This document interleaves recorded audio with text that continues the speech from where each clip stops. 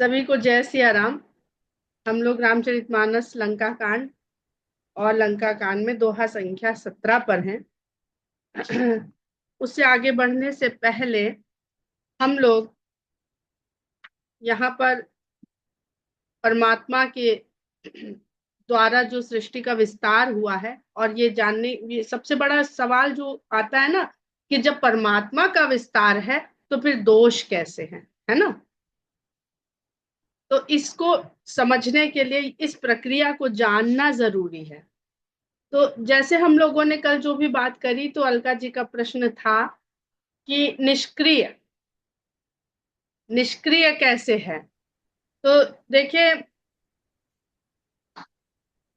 जब परमात्मा है वो निष्क्रिय अवस्था में इसलिए है क्योंकि उससे ही निकल करके पुरुष और प्रकृति अस्तित्व में आ रहे हैं, और प्रकृति सारी की सारी जड़ तत्व है। ध्यान दीजिएगा, प्रकृति सारी की सारी जड़ तत्व है।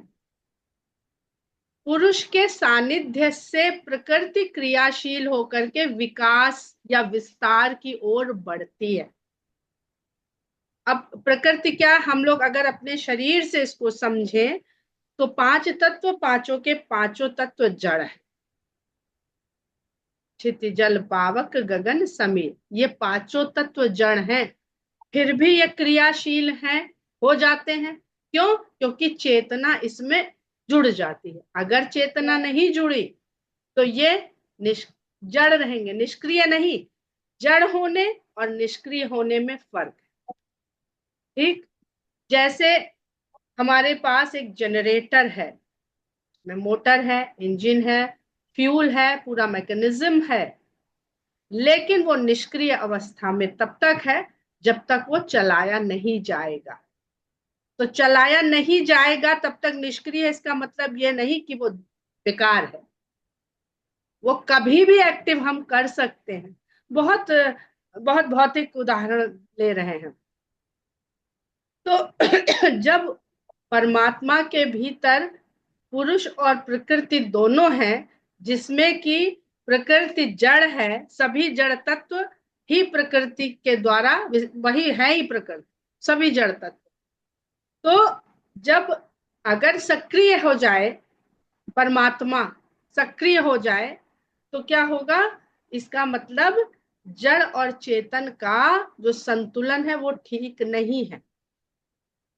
अगर जड़ और चेतन एकदम बराबर मात्रा में है तो अवस्था निष्क्रिय रहेगी।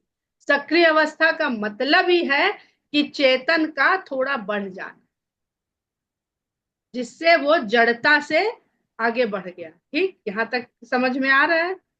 अब होता क्या है कि जैसे ही, अब इसको शब्दों का जामा पहनाना पड़ेगा क्योंकि उसके बिना इसको डिस्क्राइब करना संभव नहीं। परमात्मा को विस्तार करने की इच्छा होती है, शब्दों पे मत जाइएगा। अपनी इच्छा है, इच्छा से परे है, कहा कहा नहीं जा सकता इसको बिना शब्दों के आश्रय के। इसलिए गोस्वामी जी कह देते हैं कि कहा कठिन समुझत कठिन बांचत। तो उसमें क्या होता है? सबसे पहले संतुलित अवस्था में परिवर्तन आरंभ होता। अब भगवान को, परमात्मा को निर्विकार कहा जाता है। निर्विकार का अर्थ क्या है? निर्विकार का अर्थ है जिसमें कोई विकार ना हो। पर विकार को हम क्या माने बैठे हैं? दोष। जबकि निर्विकार का अर्थ अपरिवर्तित भी है। और परिवर्तन सक्रिय अवस्था का परिणाम है। जैसे ही परिवर्तन होगा वो चीज बदलने लगेगी, तो क्या होगा? वो जैसी थी वैसी नहीं रह जाएगी। एक स्पर्म है, वो भ्रूण बन जाता है, भ्रूण शिशु बन जाता है, शिशु बालक बन जाता है, बालक किशोर बन जाता है, किशोर युवा बन जाता है, युवा प्रौढ़ बन जाता है, प्रौढ़ वृद्ध बन जाता है, वृद्ध समाप्त हो जाता है। ठीक, तो इसीलिए अगर वो निष्क्रिय नहीं है, सक्रिय है, तो वो सदा परिवर्तनशील रहेगा। आज ऐसा है, कल वैसा रहेगा, परसों। राम जब आए सक्रिय होकर के, तो पहले शिशु रूप में, फिर बच्चे हुए, यही जो अभी हमने बोला। उसके लिए उन्हें प्रकृति का सहारा लेना पड़ा। यहाँ पे इन्होंने इसका लिया, उन्होंने उसका लिया, दोनों बराबर चीज है।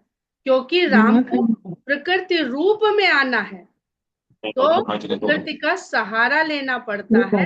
और प्रकृति को जब विस्तार लेना होता है, तो उसे पुरुष से चेतना का सानिध्य, करंट, अगर हम करंट को कनेक्ट नहीं करेंगे, तो वो जनरेटर या जो भी हमारा, कोई भी हम मान लें, टीवी रखा हुआ है, सब कुछ है इसमें, लेकिन इसको संचालित करने के लिए हमें इसको इलेक्ट्रिक करंट देना पड़ेगा। तो जड़ को सक्रिय करने के लिए उसमें हमें चेतना का करंट जोड़ना पड़ेगा। तो निष्क्रिय का अर्थ, इसलिए गोस्वामी जी बहुत सारे, गोस्वामी जी या वेद या शास्त्र या ग्रंथ भगवान के लिए बहुत सारे वही विशेषण लेते हैं। निर्गुण लेते हैं, निराकार लेते हैं, निरीह लेते हैं, अज लेते हैं, अनादि लेते हैं, अनंत लेते हैं, जो परिवर्तनशील नहीं है।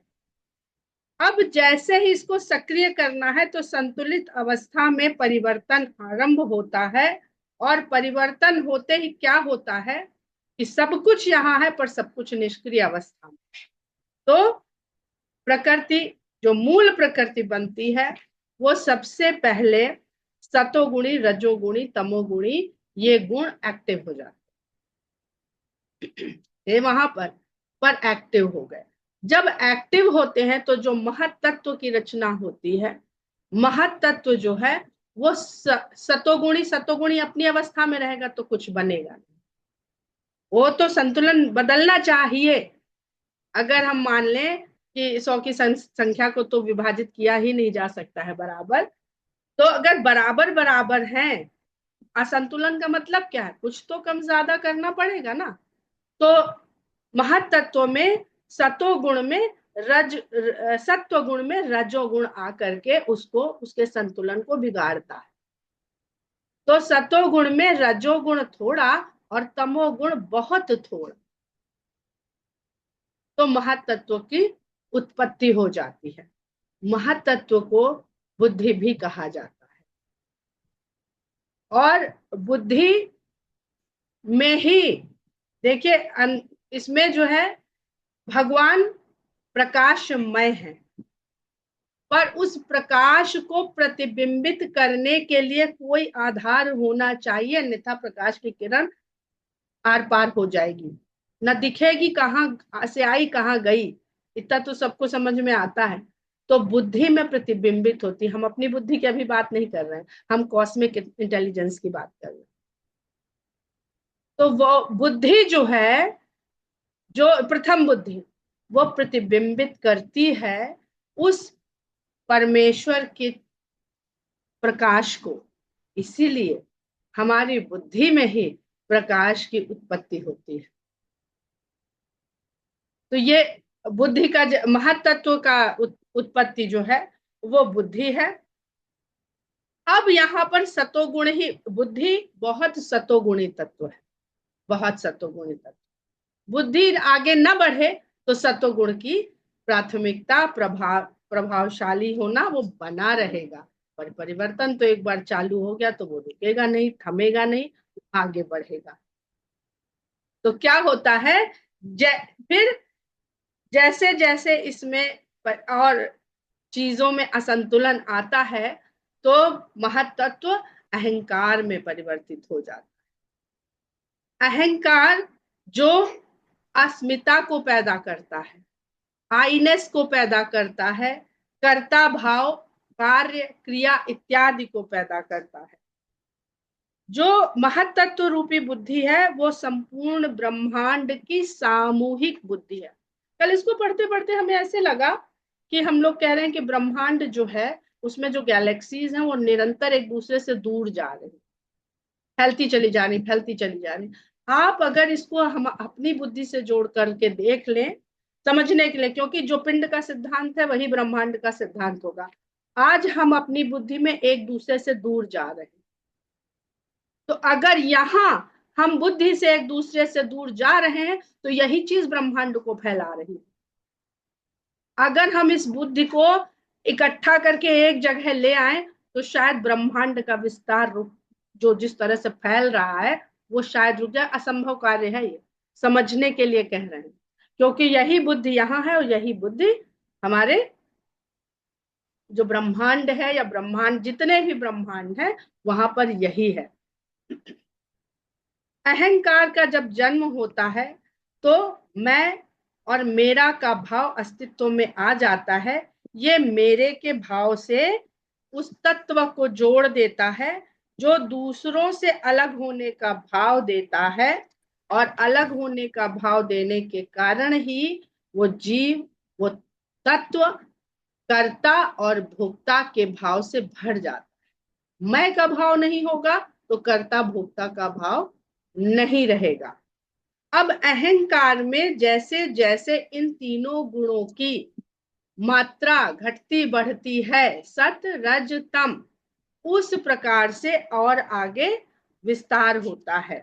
तो यहाँ पर पहले फिर से हम इस बात को समझते हैं कि जो परमात्मा है, जिसको हम कहते हैं निर्विकार या मायापति भगवान या परमेश्वर या ब्रह्म, तो इसका जब विस्तार होता है तो विकार होता है, और इसको वैकारिक विकास कहते हैं। क्या कहते हैं? वैकारिक विकास, क्योंकि जैसा था उसमें विकार करना पड़ा। तो वैकारिक विकास का मतलब दोषपूर्ण विकास नहीं है, केवल परिवर्तनशीलता है। आरंभ में जो वैकारिक विकास है वो परिवर्तनशीलता का ही पर्यायवाची है। जैसे जैसे उसमें तमोगुण रजोगुण, अब सतोगुण तो इतना निष्क्रिय है, इतना निष्क्रिय है कि अगर उसमें रजोगुण निष्क्रिय को यहाँ पे उस तरह से निष्क्रिय मत ले लीजिएगा। सतोगुण मतलब जो कोई भी आपके भीतर बुरा बुरा विचार, बुरा दोष कुछ नहीं आने देगा। तो रजोगुण जब तक उसमें मिलता नहीं है तब तक सतोगुण अपना रूप बदलता नहीं है। तो क्रियान्वयन के लिए रजोगुण की उसमें मिलावट जरूरी है। जैसे सोने से जेवर बनाने के लिए उसमें तांबे की मिलावट जरूरी है, वरना सोना शुद्ध रूप में रहेगा। वो सोना है पर आप उसको निष्क्रिय है, वो भी निष्क्रिय ही तो है, पर आप उसको सक्रिय करना चाहते हैं। क्या? सजाना चाहते हैं, उससे महल बनाना चाहते हैं, अट्टालिकाएं बनाना चाहते हैं, मंदिर बनाना चाहते हैं। तो उसमें हमें तांबे की मिलावट करनी पड़ती है। थोड़ी ज्यादा मिला देते हैं तो फिर सोने की कीमत गिर जाती है, उसकी गुणवत्ता गिर जाती है। तो जो परिणाम है, परिवर्तन के कारण परिवर्तन होगा तो परिणाम अवश्य होगा।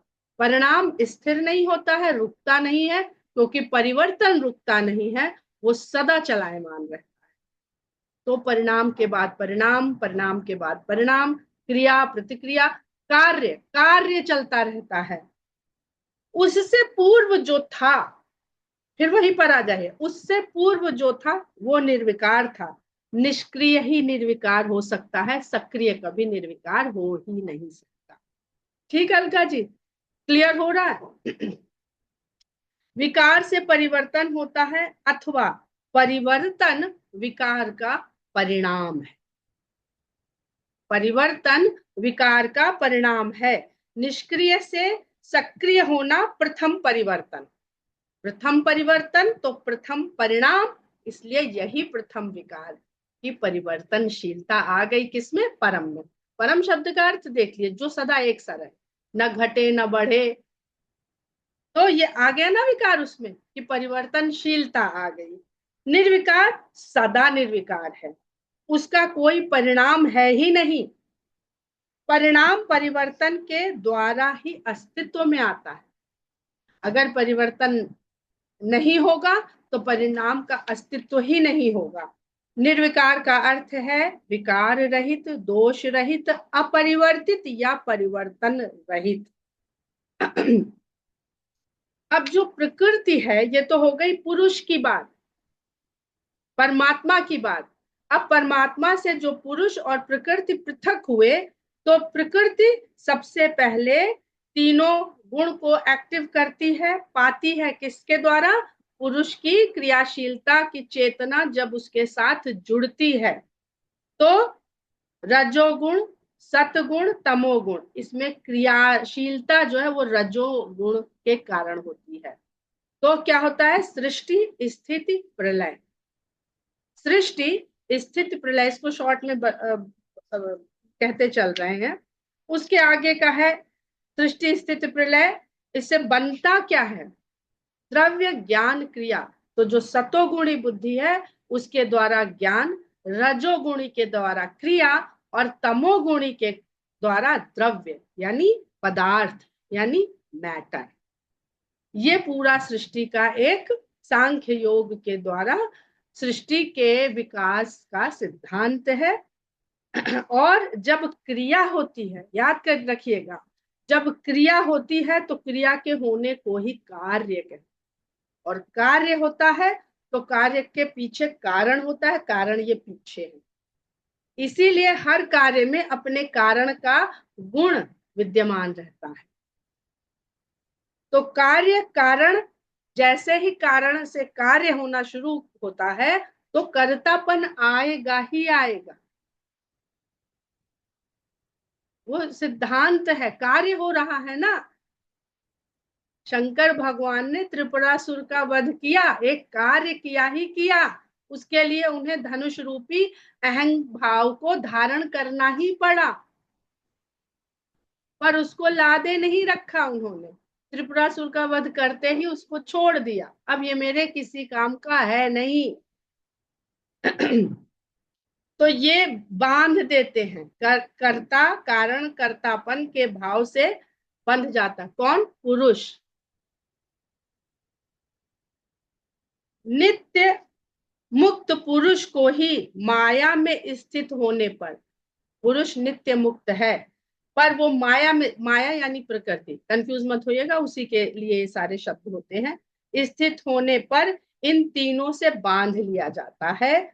भगवान इन तीनों गुणों के उपरोक्त प्रभावों से स्वयं का भली प्रकार इनके आवरण से ढक लेते हैं।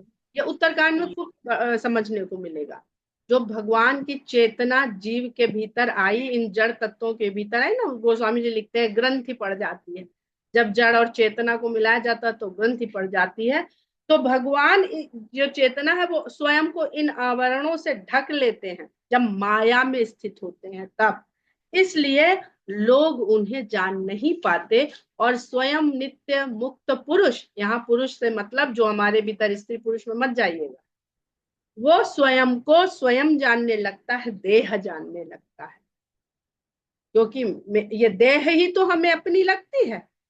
हम कहाँ जानते हैं कि इसके भीतर हम कहाँ हैं, हम कौन हैं? अगर हम यही हैं तो इसके बाद हम कहाँ गए, इसके पहले हम क्या थे, कौन थे? कभी इस पे सोच के देखिएगा, तब आपको ये थोड़ा समझ में आएगा। अब जो महत तत्व है इसमें सत्व गुण की प्रधानता होती है, किंतु रजस्व व तमस भी अल्प मात्रा में मौजूद रहते हैं। इसे बुद्धि कहते हैं और यही बुद्धि सबसे पहले पुरुष के प्रकाश को प्रतिबिंबित करती है या विकास की नींव रखती है। जिस नूर की बात करते हैं ना इस्लाम में, ये उसी की बात हो रही। हाँ पूछे ज्योत्सना, कुछ पूछना चाहती है? अब महत तत्व के बाद अहंकार की उत्पत्ति होती है। अहंकार इन तीनों गुणों की न्यूनता अधिकता से तीन रूप के अहंकार जन्म लेते हैं, वैकारिक, तेजस और तामस। वैकारिक अहंकार, जिसे सुनने में तो वैकारिक लग रहा है लेकिन पहला परिवर्तन यही है, इसलिए ये सतोगुणी अहंकार। इसमें घालमेल रज और तम का बहुत थोड़ा है। तो जो प्रथम वैकारिक अहंकार है ये सतोगुणी भी कहलाता है और इसमें प्रधानता होती है ज्ञान रूपी शक्ति की। क्योंकि चेतना आई ना, चेतना का मतलब क्या, शक्ति का संचार। तो ये इसकी प्रधानता ज्ञान रूपी शक्ति में होती है, और तेजस इसमें रजोगुण अधिक होता है। तो ये क्रिया शक्ति इसकी प्रधानता होती है, जो रजोगुणी अहंकार। देखिए, रजोगुणी अहंकार ही संसार में सबसे ज्यादा काम करवाता है, सबसे ज्यादा। सतोगुणी तो निष्क्रिय रहता है, बड़ा हिमालय में, कोई मतलब नहीं। पर रजोगुणी अहंकार ही सबसे अधिक क्रिएटिविटी कराता है। सारा विकास जो हम आज आदि मानव से लेकर यहाँ तक पहुंचे, ये रजोगुणी अहंकार का प्रभाव है, उसकी क्रियाशीलता ही उसका प्रभाव है। हर सोने का गुण और, चांदी का गुण और, तांबे का गुण और, तो इस तरह से इसको समझिए। फिर तामस, जो तामस अहंकार है, उससे उत्पन्न होता है पदार्थ, ये तमोगुणी अहंकार कहलाता है। और इसकी प्रधानता द्रव्य शक्ति, मैटर। अगर मैटर, सबसे पहले क्या बनता है, फिर हम लोग यही तो पढ़ते हैं। आप कभी देखिए, बहुत अच्छे अच्छे वीडियो आते हैं कि किस तरह मैटर की संरचना होती है ब्रह्मांड में। सबसे पहले अहंकार के कारण पुरुष, पर पुरुष से मतलब जीव, अलग अलग ग्रंथ कहीं पुरुष शब्द का प्रयोग करते हैं, कहीं जीव का, क्योंकि पुरुष लिखते ही हमारी जो बुद्धि है वो आज के स्त्री पुरुष में बट जाती है, वो बटनी नहीं चाहिए। जो इसके भीतर भी वो चेतना विद्यमान है, वो चेतना ही पुरुष है। और जितनी प्रकृति है, जड़ता है, वह सब प्रकृति है, जड़ता है। अहंकार के कारण पुरुष खुद को कर्ता या भोक्ता मानने लगता है। जैसे गोस्वामी जी ने इस भाव को भरत जी के द्वारा बहुत सुंदर समझाया है, उससे सुंदर कोई उदाहरण है नहीं। ये कर्ता और दुख को भोग रहे हैं भरत जी मेरे कारण। तो कर्ता क्या, कारण भी दे रहा। अभी हम लोगों ने पढ़ा ना, कार्य का कारण, और कारण से कार्य, कार्य से परिणाम। तो कारण थे, भरत जी को लगा कारण भी हम हैं, और उस कारण के कारण जो कार्य हो गया, उसके पीछे भी हम हैं। और जो भगवान इस दुख को झेल रहे हैं, वो भी, उसके भी हम हैं। यही तो कर्ता भाव है। तो कर्ता भाव ने आते ही उनको किस में भर दिया, दुख में। जब वो राम के समक्ष गए, सम्मुख गए, तो राम के सम्मुख आने से कर्ता भाव छूटता है। वो कहते हैं ना, भगवान चौपाई है कि मेरे सम्मुख तो आ ही नहीं सकता है। बड़ी सुंदर सुंदर चौपाई, सब में सब बात। कुछ पूछना चाहती है लीना, कुछ? हाँ, पूछिए। जैसे अभी हमने थोड़ी देर पहले ही बात की कि जो जड़ है वही परमात्मा है, वही पुरुष है। और फिर संदर्भ ना ना थोड़ा ना, सा, हाँ, जड़ कंफ्यूज। प्रकृति है, जड़ प्रकृति है। हाँ, परमात्मा में जड़ यानी प्रकृति और पुरुष दोनों है। अच्छा। फिर से सुन जो लीजिए। जैसे निष्क्रिय की जब आप समझा रहे थे, तो निष्क्रिय को हम परमात्मा मान रहे थे। अलका जी बता दीजिए, अलका जी आप बताइए। थोड़ा सा ऐसे निष्क्रिय कंफ्यूजन जरूर सा है, हो गया। पर जड़ नहीं है वो। परमात्मा निष्क्रिय है, मतलब उनमें कोई परिवर्तन नहीं हो रहा है, वो एक ही स्थिति में है। और हाँ, जब उनमें परिवर्तन होता है, मतलब जो वैकारिक वो आता है, तो उससे पुरुष और प्रकृति बनती है। तो वो प्रकृति जड़ है, अच्छा, उससे और पुरुष और प्रकृति बनती है। ओके, पुरुष जो है वो चेतना है। ओके, जब दोनों ठीक, का वो होता है, तब बाकी सब विस्तार होता है। ठीक, ठीक, ठीक, समझ गए। आपको कहीं सुनने में थोड़ा सा रह गया। अब हाँ, हम आ थोड़ा जाते सा हैं, फिर से भगवान पर आ जाते हैं। कौन से भगवान ठीक। पे? जो क्रियाशील हो गया, जो निष्क्रिय से सक्रिय हो गया, तब भी वो भगवान ही है। तो भगवान में फिर तीन चीजें दिखाई पड़ती हैं, क्योंकि सक्रिय हो गया। शक्ति, स्वभाव और कर्म। ठीक, शक्ति, स्वभाव और कर्म। शक्ति क्या है? इसकी सहायता से, अभी हम लोगों ने पढ़ा ना कि पुरुष के सानिध्य से ही प्रकृति विस्तार लेती है। तो भगवान की जो शक्ति है उसकी सहायता से काल तीनों गुणों में क्षोभ पैदा करता है, असंतुलन। तो अब समझ में आ रहा है कि रामचंद्र जी के साथ लक्ष्मण जी सदा साथ क्यों है।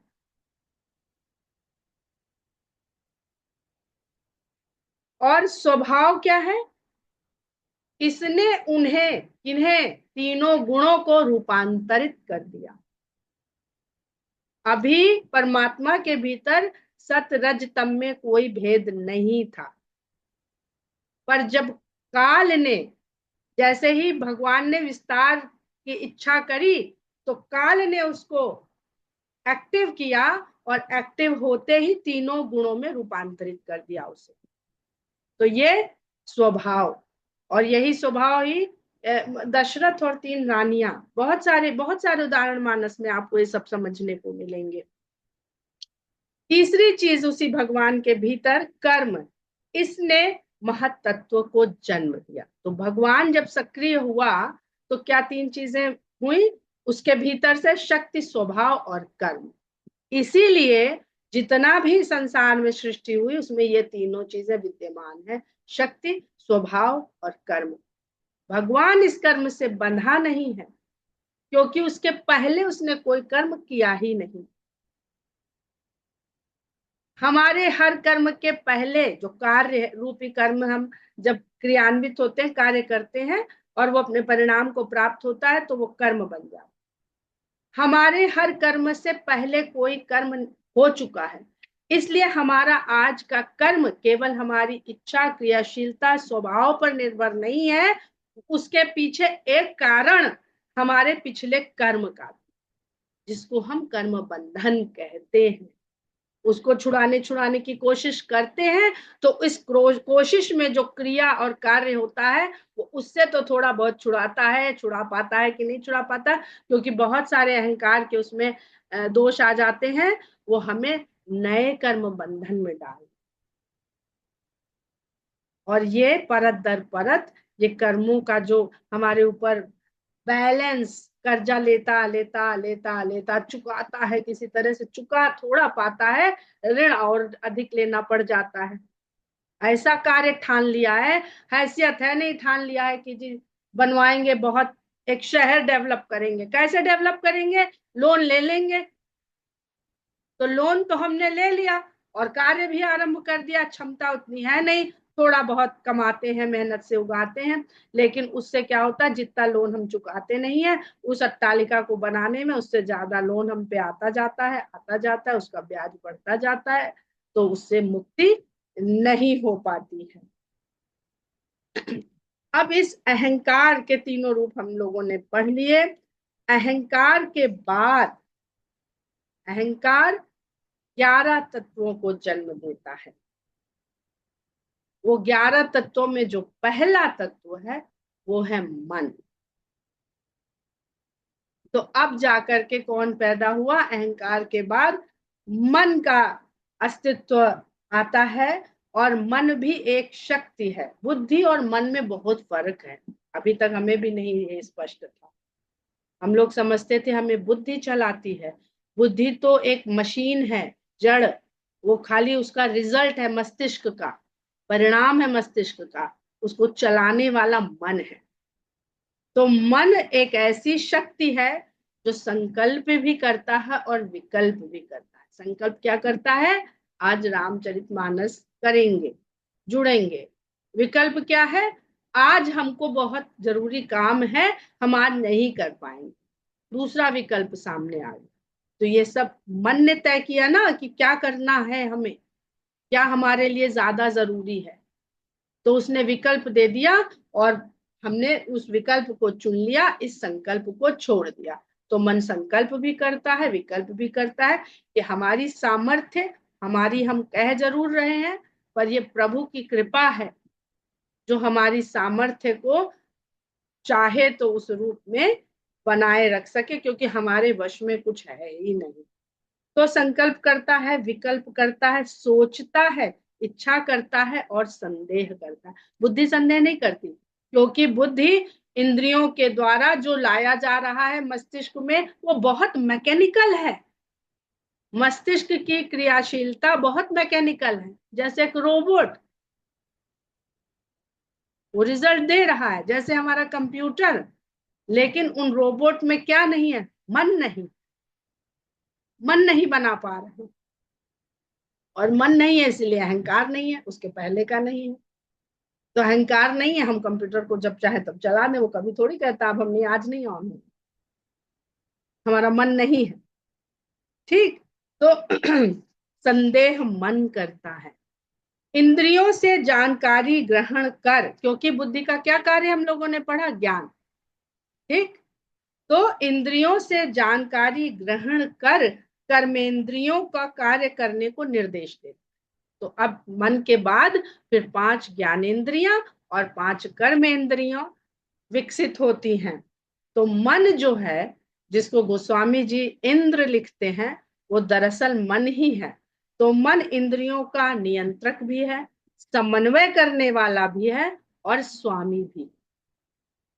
क्योंकि और जब हमारी 5 इंद्रियां, ज्ञानेंद्रियां और 5 कर्मेंद्रियां जब विकसित होती हैं तो वो किस प्रकार कार्य करती हैं, ये हम लोग आगे समझेंगे, पढ़ेंगे थोड़ा और फिर इस पर चर्चा करेंगे। यहाँ पर विराम लेते हैं। जय सिया राम।